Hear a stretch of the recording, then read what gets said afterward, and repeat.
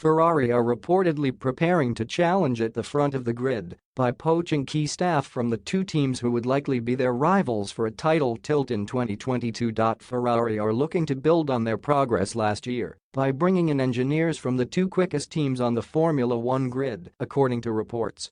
The Italian team has poached staff from both Mercedes and Red Bull ahead of a potential title challenge in the coming season.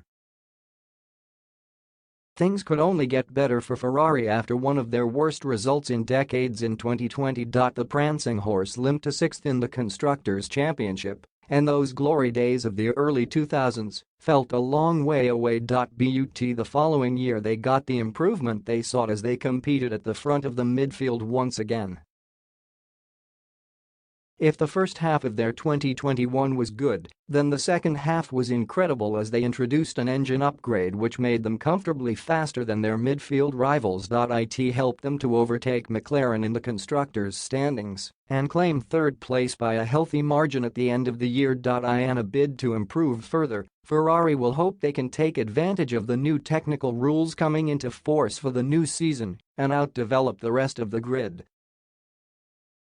To help them do that, La Gazzetta dello Sport reports, the team has brought in engineers from those teams who were well ahead of the rest last year.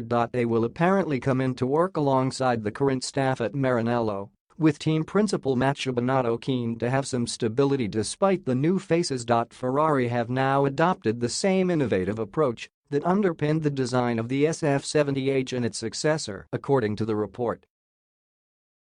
Both cars challenged Lewis Hamilton's Mercedes for much of the season, even though they ultimately fell short. La Gazzetta dello Sport say that Ferrari have brought in the new engineers to help provide an insight into the work being done at other teams and offer information on their strengths and weaknesses. Any of the major changes for 2022 includes the reintroduction of ground effect dynamics. Such systems have long been outlawed in the sport,